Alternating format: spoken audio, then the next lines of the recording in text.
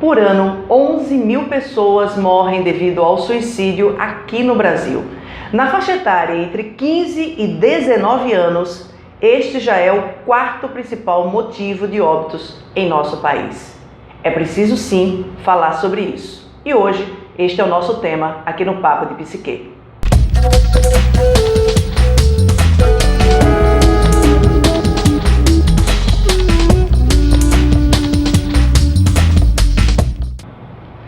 Olá você, Papo de Psique, começando hoje sobre esta temática do suicídio. E quem vai conversar conosco sobre este tema é o psicólogo Anderson Santiago, que está aqui ao meu lado. Anderson, seja bem-vindo. Obrigado, Alexandra. É um prazer estar falando com todos vocês e com você também. Muito bem, Anderson, como nós falamos aqui na abertura do nosso trabalho de hoje, 11 mil pessoas estão optando por não estar vivos no Brasil hoje. São dados do Ministério da Saúde, são dados do ano passado, de 2017. Mas a gente percebe que aqui no nosso país há uma espécie de um tabu sobre este tema. Por que isso? Então, Alexandra, esse é um problema que não é só do Brasil, mas a gente sente muito porque no Brasil há uma carência de informações adequadas. Então a gente tem um processo em que veio paulatinamente, através dos séculos, principalmente depois da Revolução Industrial, nos afastando da morte. Então, à medida que a morte sai do nosso convívio de casa e adentra os hospitais, ele começa a se afastar do nosso cotidiano. Isso vai levando com que a gente, além de não saber lidar com a morte em si, a gente começa a ter mais dificuldades ainda a lidar com a morte de quem desejou tirar a própria vida. Vocês acreditam que hoje, diante desses dados, nós nos focamos apenas nos dados aqui do Brasil, tá, gente? Porque é a nossa realidade, mas os dados mundiais também são alarmantes, né? Eles são preocupantes. E aí eu te pergunto, vocês que são profissionais da área hoje da saúde mental, psicologia, enfim, psiquiatria, na visão de vocês, é preciso falar sobre isso? Sim. A cada ano que a gente se envolve com pesquisas sobre comportamento suicida, a gente vem percebendo que falar sobre o suicídio permite com que a pessoa consiga colocar para fora um sofrimento que no cotidiano ela não encontra espaço. Então, antigamente a gente tinha um medo muito grande em falar sobre suicídio, porque ainda ficava na mente da população em geral aquele receio que aconteceu quando Goethe, por exemplo, decidiu publicar o seu livro Os Sofrimentos do Jovem Werther, e vários jovens acabaram se identificando com aquele sofrimento e decidindo dar fim à sua própria vida da mesma forma que o personagem, que gerou o que a gente chama em suicidologia o efeito Werther. Então muitas pessoas acham que falar simplesmente sobre suicídio poderia, de maneira inconsciente, induzir as pessoas a um efeito Werther, a vivenciar uma experiência como essa, como se fosse uma simbiose. Mas não é o que acontece. O que a gente percebe na clínica, o que a gente percebe no dia a dia, dando palestras, falando sobre o tema, é que quanto mais a gente fala, mais a gente permite que a pessoa encontre uma forma de elaborar um sofrimento que no cotidiano ela não encontra uma maneira adequada. A maioria de nós não é educada para lidar com os próprios sentimentos. Então a gente não sabe elaborar isso. E como ainda há um preconceito muito grande com relação ao cuidado da saúde mental, teve uma pesquisa que saiu, publicada por uma autoridade do campo da suicidologia, que é o psiquiatra Neuri José Botega, num artigo dele de 2006, Prevenção do Comportamento Suicida, que ele vem falar que uma pesquisa que foi feita a nível internacional comprovou que de 100 pessoas que tinham tentado a sua própria vida naquele período, mais de 60% nunca tinha procurado um profissional de saúde mental. Nunca tinha procurado alguém para falar. Exatamente. O que leva uma pessoa a pensar nessa possibilidade de acabar com a própria vida? A gente precisa entender que a nossa sociedade ela passou por mudanças. Principalmente a partir da Revolução Industrial, alguns historiadores eles apontam que a gente teve duas grandes revoluções. A primeira foi a Revolução Industrial, que promoveu uma descontinuidade na maneira como a gente enxergava a nossa própria existência. A partir do momento em que alguém que trabalha com tapeçarias, por exemplo, levava 2, 3 meses para produzir uma peça, e com o advento da Revolução Industrial, ela começou a produzir com maquinário 20 peças no mês. Então isso promoveu uma descontinuidade. Essa revolução nos levou a uma sucessão de revoluções que culminou no que a gente chamou de revolução da informação. E essa revolução foi trazendo outros processos que autores como Guy Debord, como Bauman, vão pontuar nas suas obras. A gente começou a viver uma sociedade cada vez mais dependente da tecnologia. E hoje nós temos um problema sério, que é a dependência da rede social, que é a tecnologia nos permitindo viver num ambiente que não é real, mas que permite trocas. E aí as pessoas começaram a não ter contato entre si, começaram a ser impactadas pela revolução da tecnologia e começaram a produzir, reproduzir nos seus comportamentos aquilo que ela vivenciava no comportamento de consumo. Começou de maneira inconsciente a fazer com as pessoas aquilo que fazia com os objetos. Esse contexto vai criando problemas, porque a gente começa a não saber lidar com as emoções, a gente começa a não saber o valor das coisas, a gente começa a não ter mais noção do que significa de fato um relacionamento humano. Tudo isso vai criando um contexto em que, naquilo que o Bauman fala de sociedade líquida, nos afasta de nós mesmos. E do outro, você acha, aproveitando esse seu gancho, você acha que as redes sociais elas foram criadas para aproximar as pessoas? Na opinião de vocês, ou de você como um terapeuta, elas fizeram exatamente o inverso, ou seja, elas separaram ainda mais as pessoas, deixaram as pessoas mais solitárias? Eu diria que não tanto, mas também. As redes sociais, elas guardam uma ambiguidade muito inerente a elas, que ao mesmo tempo que elas nos permitem essa possibilidade de nos aproximarmos de quem está muito distante, por conta da nossa fragilidade, dessa formação, dessa dificuldade de saber lidar de maneira que a gente poderia chamar educada, né? De saber os limites, até onde eu devo, de fato, utilizá-la e qual o momento de afastar-me dela um pouquinho e voltar a fazer o que eu fazia antes, ela começou a afastar quem está perto. E isso hoje, para a gente que pesquisa em psicologia, também em psiquiatria, a rede social ela se transformou numa janela onde a gente consegue observar muitos dos sintomas que embasam o comportamento suicida. Inclusive, tem muita gente que usa a rede social como terapia, né? Eu dou eu observo muito o comportamento nas redes sociais e eu percebo, por exemplo, quando alguém foi traído por um amigo, quando alguém é alvo de inveja, aí começa aqueles recadinhos do coração. Não me inveje, trabalhe. Eu acho que você que está aí nos assistindo já postou ou conhece alguém que tem mania de postar essas coisas. E eu acho muito interessante como as pessoas terminaram transformando as redes sociais nessa dificuldade de falar com o outro num ambiente terapêutico. Exatamente.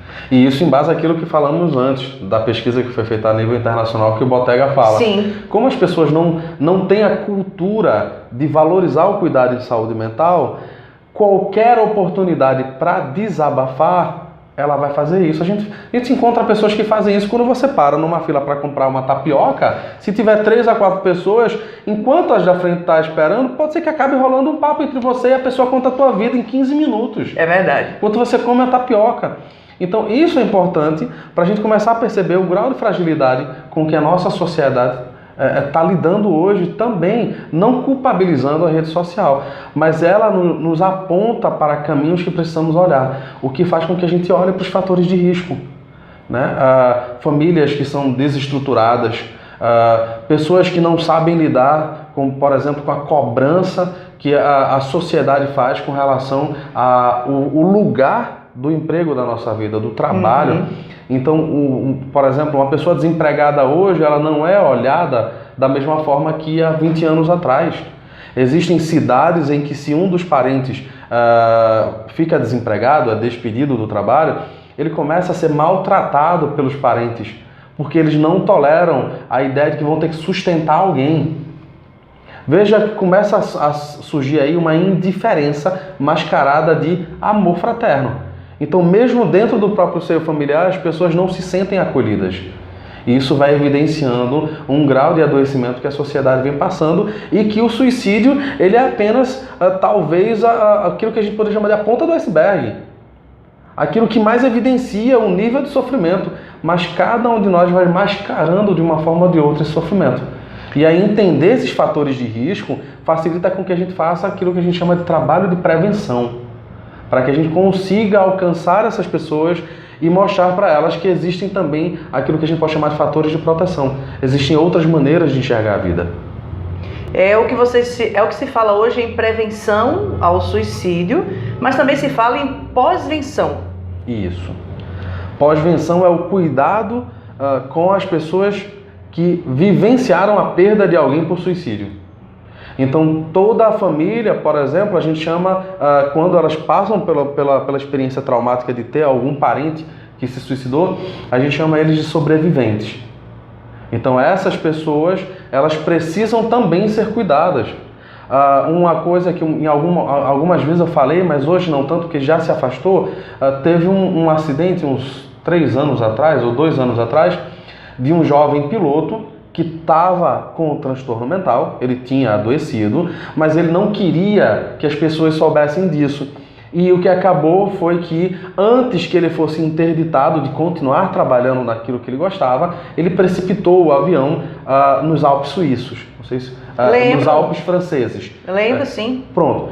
Então, o que me chamou muito a atenção, e isso mexe muito com aquela primeira pergunta, cara, do tabu, eu me lembro bem que isso me causou incômodo. Todas as famílias das pessoas que morreram naquele acidente foram alvo de preocupação, seja social, seja estatal. Mas ninguém questionou a família do jovem piloto. Que era, digamos assim, a principal vítima. Exatamente. E aí a pós-venção vem nos chamar a atenção para isso. A pessoa que se suicida, ela vai deixar o que a gente, assim, não é apropriado, mas a gente poderia chamar de um legado de sofrimento. E aí a gente precisa cuidar das pessoas que vão ter que lidar com essa ausência e com as perguntas que traz. Existe um livro muito fantástico, me perdoe só não lembrar ele agora exatamente se é Suicídio, Testemunhos do Adeus, mas eu lembro que teve um que eu li, que era o caso de uma mãe psiquiatra. Depois qualquer coisa a gente coloca nos créditos. Certo. De uma mãe psiquiatra que passou pela experiência de perder o filho por suicídio e 10 anos depois, mais ou menos um bom tempo depois, 10 anos não, me desculpe, mas 1 ano depois ou 2 anos depois, ela resolve entrar no quarto do filho, coisa que ela não conseguia, a dor era muito forte, e ela se surpreende quando encontra 10 anos de vida dele registrados em diários. Esse jovem começou a desenvolver sintomas de esquizofrenia, mas não sabia lidar com o sofrimento que isso causava. E não queria que ninguém percebesse, muito menos a mãe, que era psiquiatra. Nossa. E aí o que aconteceu? Ele começou a mudar o comportamento dele para que ninguém percebesse o adoecimento. Então ele, que era um rapaz muito próximo, muito dócil, muito afetivo, começou a ficar irritado, ignorante, arredio, isolado. E ela só veio descobrir isso depois que ele morreu. Depois do fato consumado. E aí você vai ficar com aquela coisa, como é que eu não percebi? Por que eu não percebi? Realmente isso que você traz é bem interessante, Anderson, porque para a família deve ser muito difícil. Conheço casos de pessoas próximas que tiveram perdas, inclusive de filhos, através de suicídio. Tive colegas que... saída da adolescência, início da fase adulta, colega que se atentou contra a própria vida e conseguiu. E a gente percebe que os pais ficam com um sentimento de culpa muito grande. E realmente você não tem uma atenção para essas pessoas, porque eu acredito que eles devem se perguntar onde foi que eu contribuí para isso, né? Onde foi que eu errei? E são pessoas que precisam de muita ajuda. Exatamente. E aí a gente entra no que a gente mais trabalha hoje na questão da prevenção do suicídio, que é orientar pais, principalmente pais, a como perceber mudanças de comportamento ou sinais que já os façam ligar o alerta. eu preciso me preocupar com meu filho, por conta justamente de que, como você também trouxe isso no início, hoje, muito mais do que antes, a faixa dos adolescentes, dos 15 aos 19, está aumentando de maneira muito drástica os índices de suicídio. E, antes de suicídio, um outro problema que nos chama a atenção é o de automutilação. Então, perceber quando o filho não está bem é algo com o qual a gente precisa começar a ficar alerta. Por isso que precisamos falar de suicídio. Porque o suicídio nos leva a pensar não só na morte, que já era intolerável, mas também em tudo aquilo que pode acontecer antes do suicídio propriamente dito. Porque existe, em suicidologia, existe uma divisão. A gente não entende o suicídio como todo o comportamento. A gente identifica que hoje a gente pode chamar de 3 etapas. A gente tem a ideação, que é natural, todas as pessoas, todo ser vivo pensa na morte, certo. Por mais que a gente não queira aceitar, mas quando a gente vai atravessar uma rua e você faz um cálculo mental para saber a velocidade do carro, para que o carro não acerte você está pensando na morte. Certamente. Porque você está pensando em evitar a morte. Eu não quero morrer atropelado. Então, para não morrer atropelado, eu começo a calcular a distância do carro. E aí, a gente tem esse momento de ideação, que começa a ficar preocupado quando a pessoa começa a pensar demais. Aquilo se torna obsessivo. A gente tem a segunda etapa que a gente chama de planejamento, que é quando a pessoa deixou de simplesmente pensar na morte, mas começou a pensar, tipo, qual seria a melhor forma de morrer?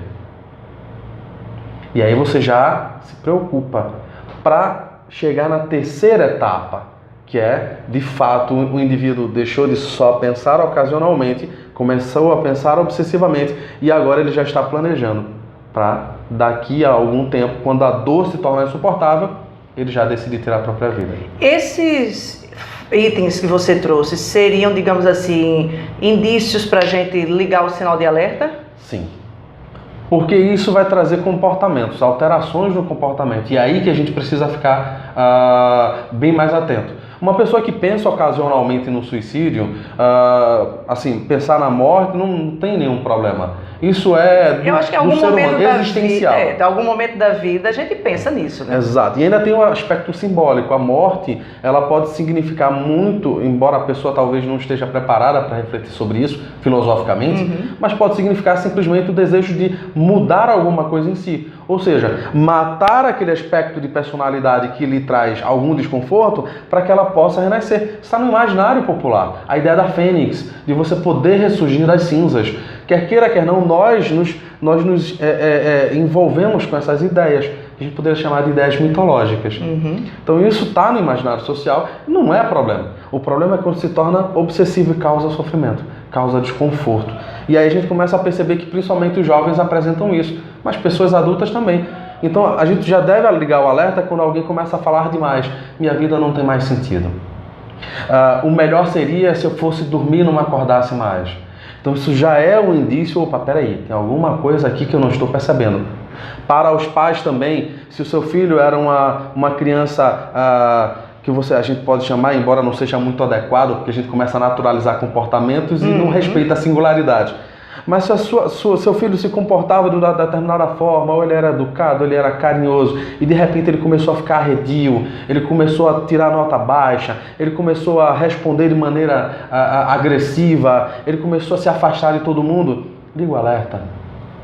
Pode não ser um comportamento suicida, mas significa que provavelmente ele está sofrendo e não está sabendo lidar, porque na fase da adolescência é tudo novo. São as primeiras experiências, as primeiras relações sexuais, os primeiros traumas do final de relacionamento. Então é tudo muito ainda novo, ele não está preparado para aquilo. Então tudo é um grande problema. E aí a maioria dos pais hoje não está percebendo. Por isso que a gente precisa falar sobre suicídio, para alertar sobre as maneiras que a gente pode prevenir. Pois é, pessoal, e aqui no Recife vai ter agora no final de maio, de 24 a 26 de maio, o primeiro simpósio nordestino de prevenção e pós-venção ao suicídio. Ele vai acontecer na Faculdade Exuda e é um evento destinado a profissionais, Anderson, e eu acho que outras pessoas também que têm um interesse pelo tema, né? Ele é aberto para profissionais, estudantes de saúde mental, dos estudantes de saúde em geral, mas também para o público que a gente chama de público leigo, a sociedade em geral. Ele é um evento que vai transitar por várias temáticas.